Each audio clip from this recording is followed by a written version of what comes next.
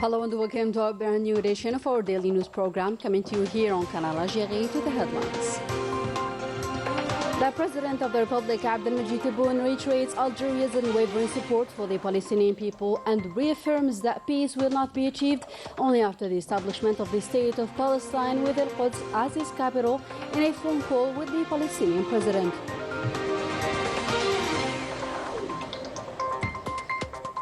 The situation keeps on worsening in occupied Palestine with a death toll that exceeds 600 Palestinians on the third day running of the Zionist attacks, and the UN Secretary General expressed his distress regarding the complete siege imposed by the Zionist occupation on the Gaza Strip. The President of the Republic congratulates Kailia Nemour after snatching the silver medal in the World Championship for Gymnastics.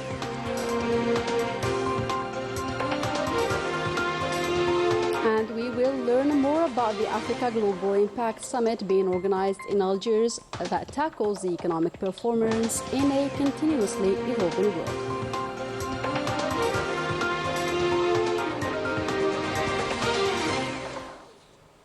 Good evening and welcome back. First up in our news, the President of the Republic, Abdelmajid Tebboune, received a phone call from the President of occupied Palestine, Mahmoud Abbas, who informed him on the exactions committed by the Zionist occupation forces against the Palestinian people in the Gaza Strip and the West Bank. The President of the Republic reiterated to the Palestinian President Algeria's solidarity, that of its people and government, with the brotherly Palestinian people, highlighting that these developments are a reminder for everyone that global peace as a strategic option cannot be achieved only after the establishment of the independent Palestinian state with Al-Quds as its capital, in line with the international legality and the Arab Peace Initiative. For his part, President Abbas expressed to the President of the Republic his thanks and consideration for Algeria's unwavering position in favor of the Palestinian just cause. The number of victims of the Zionist attacks against Gaza and the West Bank keeps on worsening. More than 600 Palestinians are martyrs and 3,000 injured following new attacks of the Zionist occupation against Palestinian civilians for the third consecutive day. And the UN Secretary General expressed his distress regarding the complete siege imposed by the Zionist occupation on the Gaza Strip, depriving them from food, medical equipment and fuel.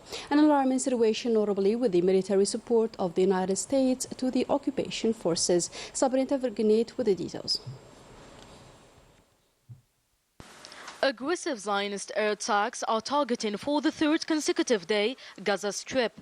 Dozens of children, women and even elderly didn't escape from this awful and inhuman intensive bombing. The death toll has risen to no less than 600 martyred Palestinians, with over 3,000 wounded.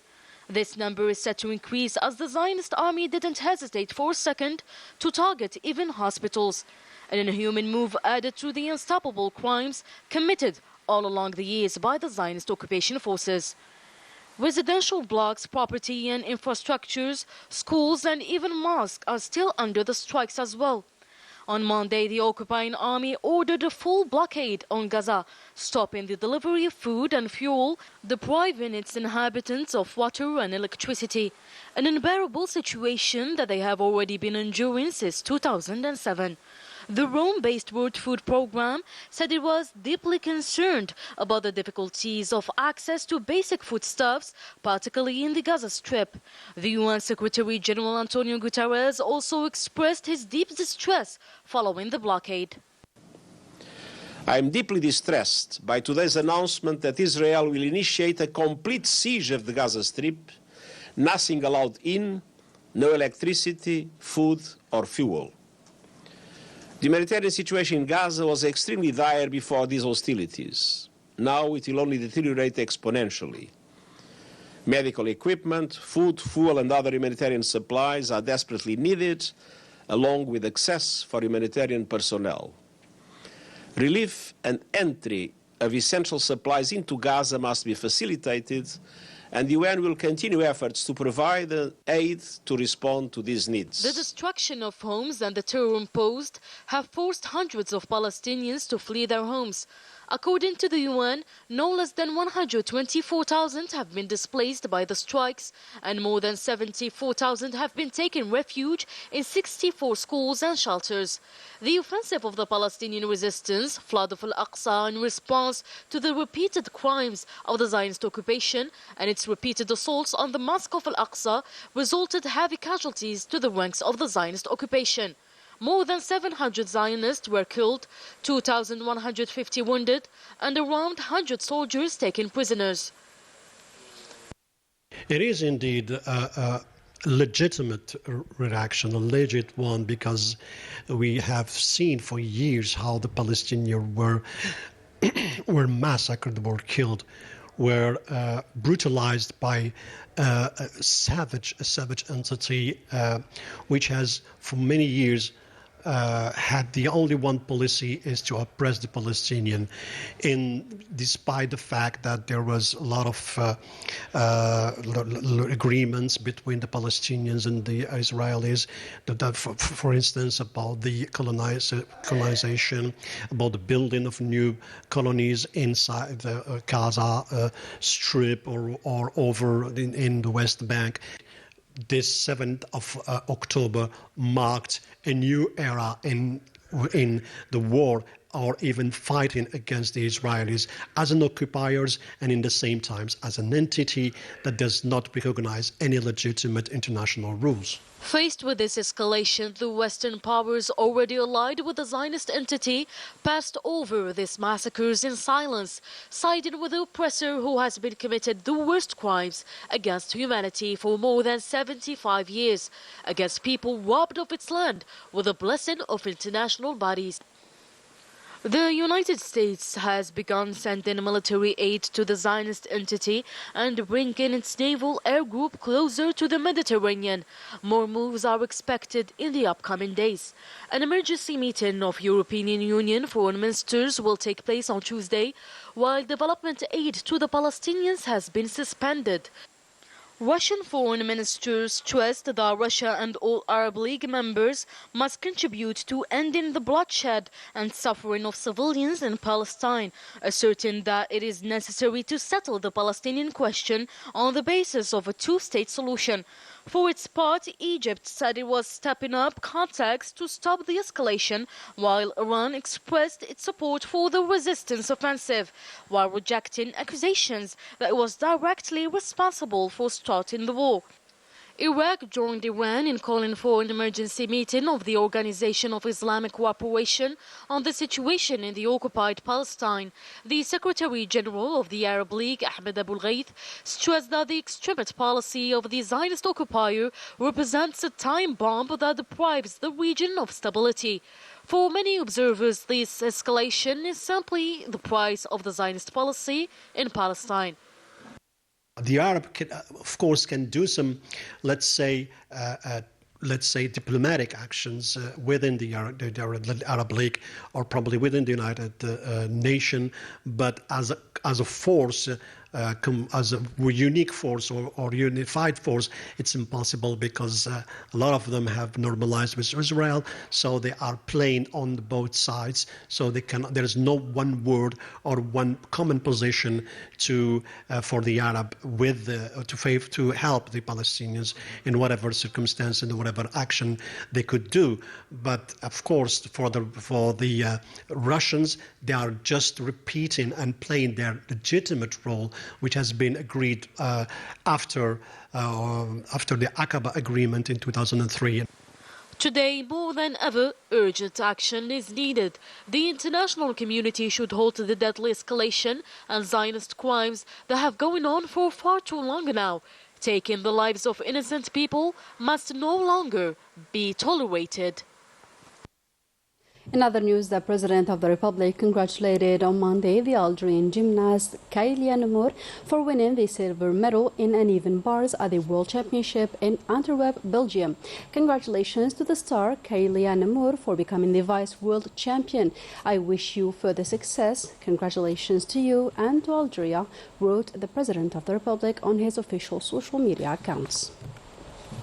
Moving on to the parliamentary activity, the Prime Minister is due to present today the government's general declaration at the National People's Assembly, a plenary session that will continue on Wednesday, Thursday, Saturday and Sunday before Ayman bin Abdurrahman listens to the concerns of MPs on Monday.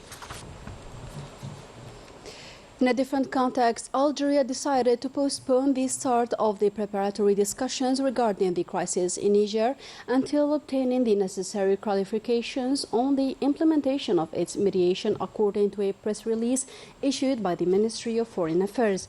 The document states that on September 27, 2023, via an official letter, the Nigerian authorities informed the Algerian government of their acceptance of Algerian mediation in the political, institutional and constitutional crisis Niger is facing. Upon receipt of the letter in question, the President of the Republic instructed the Foreign Affairs and National Community Abroad Minister Ahmed Attaf to travel to Niamey as soon as possible to start talks with the authorities in Niger in preparation of the Algerian mediation. Since then, Ahmed Attaf has been in direct contact with his Nigerian interlocutor as well as with the Algerian embassy in Niamey and the Nigerian Ministry of Foreign Affairs, and engaged in exchanges concerning the program and agenda of this visit, exchanges that were inconclusive. Similarly, official and public statements by the Nigerian authorities have raised questions as to their willingness to follow through their acceptance of the Algerian mediation, according to the communique. As a result, the Algerian government decided to postpone the start of the preparatory discussions until obtaining the necessary clarifications concerning the implementation of the Algerian mediation. A trip now to the southern province of Timimoun, where the maize cultivation exceeds all expectations with very satisfactory results and a harvest of high quality. Let's discover more insights with Yassine Hamdi. With more than 50,000 quintals of corn harvested in an irrigated area of 2,000 hectares, the double compared to last year, the experience of corn cultivation in Timimoun gave positive results, exceeding all expectations in terms of quality and quantity, especially in the regions of Afran, Amgidan and Ugrut.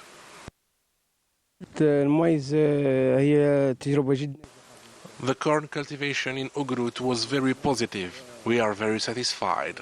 We installed 2 pivots that allowed us to increase the cultivation's area from 50 to 72 hectares. We cultivate corn for the 3rd year. The experience was successfully handled and the result is very satisfying.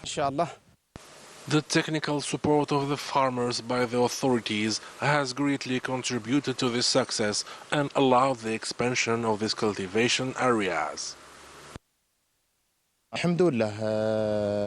We faced several difficulties and challenges, but thanks to the support of the government, we managed to overcome them. We were supplied with fertilizers, pumps and electricity, which allowed us to get very satisfying results. It motivates us to improve our harvest every year.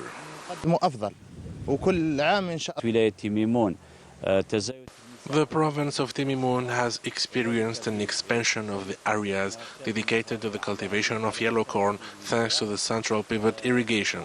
The agricultural services of the province supported the farmers through the joint commissions by providing them agricultural material, irrigation systems and fertilizers.